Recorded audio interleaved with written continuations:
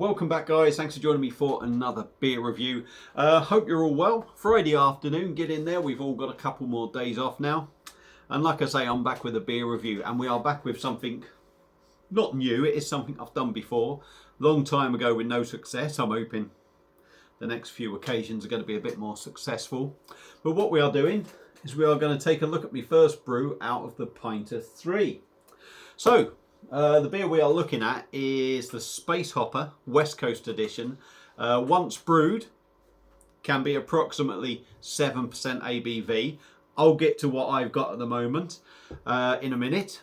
But yeah, Pinter 3, the latest edition of the Pinter. I bit the bullet, took a gamble because I wasn't impressed with the first one. Too many issues with it. This one seems a lot more solid and a lot more sturdy. Thankfully, I've not had that leaking issue on the first brew. But saying that, I don't think I had the leaking issue on my first brew on the first one. But hopefully, this is how it's going to continue. So, yeah, the Space Hopper West Coast Edition. I signed up to the monthly subscription thing. I think if you buy it separately, it's like 20 quid. But it was cheap. It was basically free when I bought the Pinter. So if you do want to try it, that's the best way to start, at least.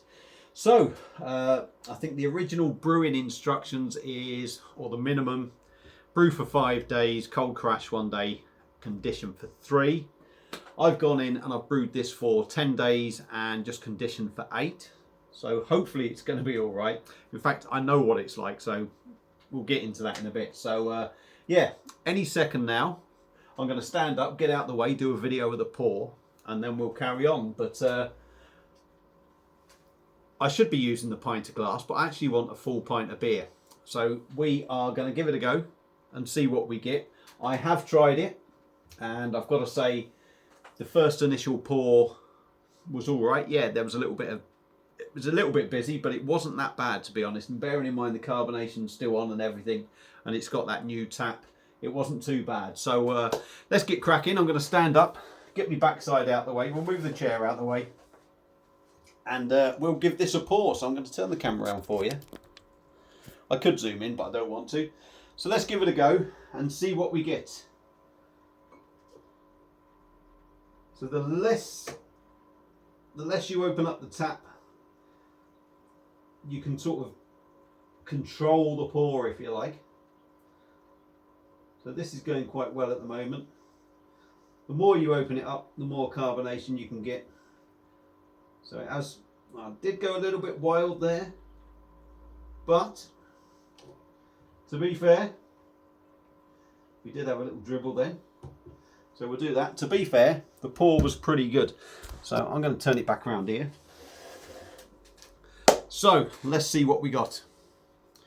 Beer in a glass. It's a bit of chill haze on the glass, but it is slightly hazy. A light sort of amber colour. And we got a lovely 2.5 finger compact white head. So ABV, that's what I was going to get onto. I bought myself an ice spindle.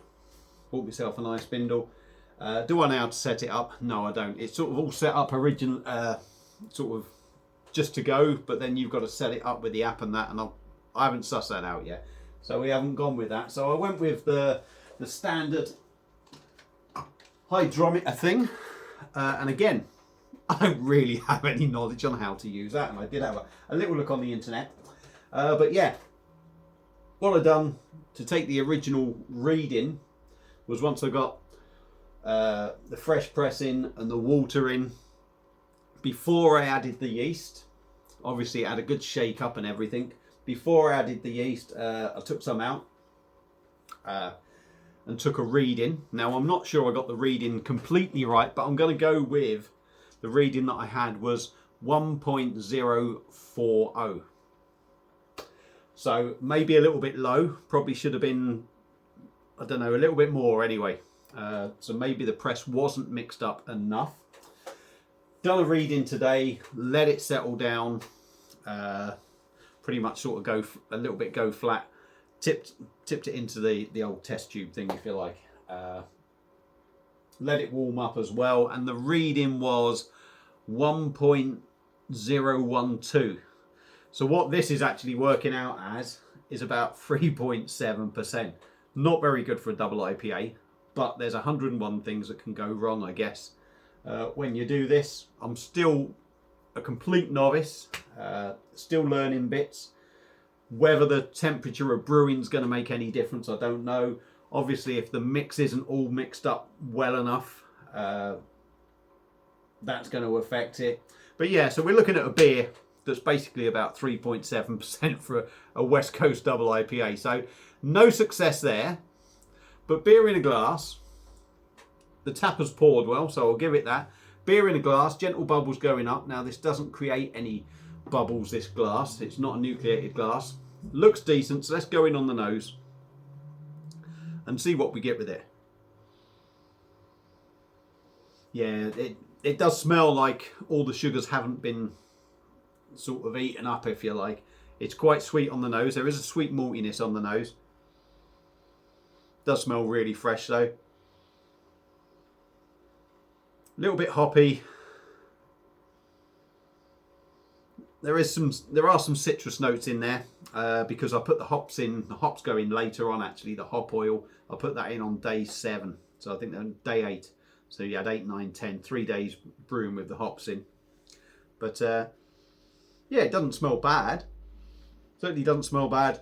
Smells all right. So let's stop waffling. Space Hopper double IPA, approximately 7%, but in my case about 3.7. Cheers.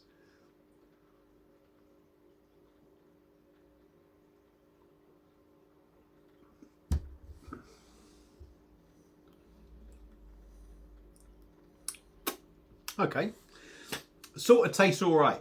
Does taste all right, really. Body on it's quite good. Body's not overly heavy, but it's almost got a little bit of chewiness to it in there.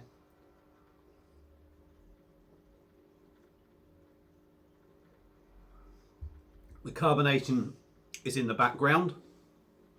It is very smooth. I've used some bottled sort of spring water, if you like, in this. Only cheap stuff, because my tap water is terrible. And the water quality does seem, you know, the actual liquid does seem quite decent, to be fair.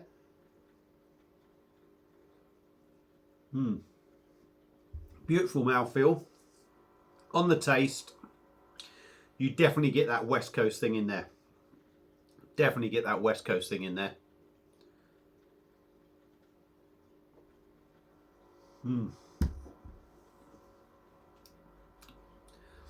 You get a hoppy feel to it, but you get a big sort of juiciness. For me, orange, lemon, grapefruit and pine resinous in there. It's almost got an oily sort of feel in the mouth, and it does leave you with a lingering bitterness at the back. That bitterness is quite... Now, I left it for 10 and 8. So it has had longer brewing, it has had longer conditioning, which gives it a more rounded feel by all accounts, the longer you can leave it.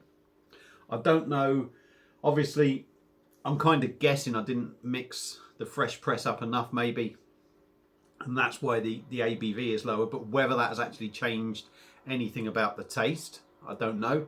Must have, surely.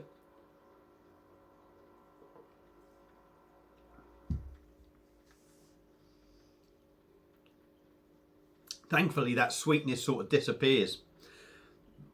There's no real sort of sweetness when you drink it. There's a subtle sweetness, subtle malty sweetness, but really what you are sort of getting is that sort of the pine, the real big sort of juiciness, if you like, the lemon, the grapefruit, the orange citrus notes. You're getting that resinous thing in there. And a lingering bitterness on the back end. You might just get a tad of sweetness on the front, a tad. But what do I think of it? Well, ultimately, right, to start off with, first brew out the Pinter 3. I'm impressed. Build quality is much better. I'm impressed because I had no leaks. Not that I should have any leaks. And the tap seems pretty decent as well. Like I say, this is only my first full pint out of it. all I've taken out is just a little dribble to try and do a reading, and I've just had a little half.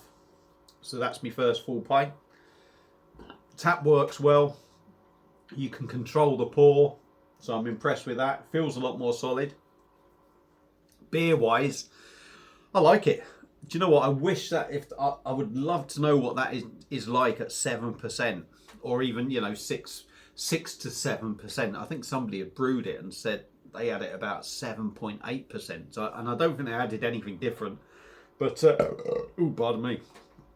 But yeah, I'm quite impressed with it, to be honest. Like I say, it's only at about 3.7, so it should be a bit more boozier and a bit stronger. But the actual taste of the beer isn't that bad. So for my first attempt, are there things I can learn? Absolutely. And I say my first attempt with this one. Absolutely, there's things I'm going to learn. There's things I'm going to do differently. There's some things I will change. Obviously, I have to keep my fingers crossed to know I have a little bit of luck, I suppose, with doing things. But overall, I'm impressed with the pint of 3 off the first brew. And I'm impressed with the first brew as well.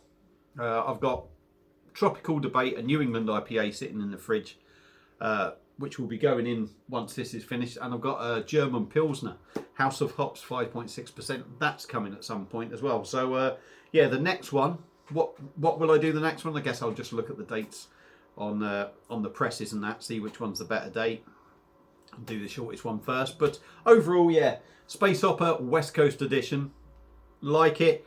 Definitely going to get it again, because I reckon if you get this bang on, that is going to be a beautiful West Coast IPA. So for me, gets a thumbs up. Can't wait to do it again. That gets a thumbs up. Thank you all for watching. I've waffled on for quite a while. I hope you've enjoyed it. Have a good weekend, and I'll see you again soon on another one. Cheers.